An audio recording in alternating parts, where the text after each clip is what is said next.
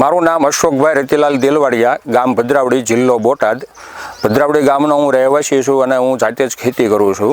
અને 2024-25ની યોજનામાં બાગાયત વિભાગ બોટાદમાંથી અમે સબસિડીમાં નેટ હાઉસ બનાવેલા છે અને એમાં 2 વર્ષથી અમે ખીરા, કાકડી, ટમેટા અને કેપ્સિકમ મરચાના પાક લઈ રહ્યા છીએ। અત્યારે હાલમાં જે તમને દેખાય છે એ ખીરા કાકડીનો પાક છે અને એનું 29 ડિસેમ્બરનું વાવેતર છે અને આજે 73 દિવસનો પાક થયેલ છે અને એમાંથી અંદાજે લગભગ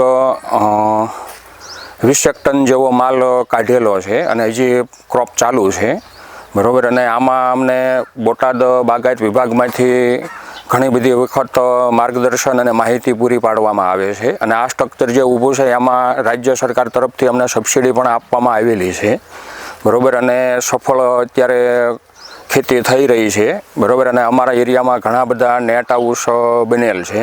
આ સ્ટ્રક્ચર બનાવવા માટે અમને રાજ્ય સરકાર તરફથી આર્થિક સહાય મળેલી છે। આ ટોટલ પ્રોજેક્ટ આખો 24 લાખ રૂપિયાનો પ્રોજેક્ટ છે અને એમાં અમને 15.5 થી 16 લાખ રૂપિયાની સબસિડી મળેલી છે અને બોટાદ બાગાયત નિયામક વાળા સાહેબનું સતત અમને માર્ગદર્શન આમાં મળેલું છે અને રાજ્ય સરકારે સારો એવો અમને આર્થિક સહાય કરેલી છે, જે બદલ હું રાજ્ય સરકાર શ્રીનો અને બોટાદ બાગાયત નિયામક અને બાગાયત કચેરીનો હું હાર્દિક દિલથી આભાર માનું છું। મારું નામ કમલેશભાઈ ઘનશ્યામભાઈ દેલવાડિયા, ગામ ભદ્રાવડી, તાલુકો જિલ્લો બોટાદ।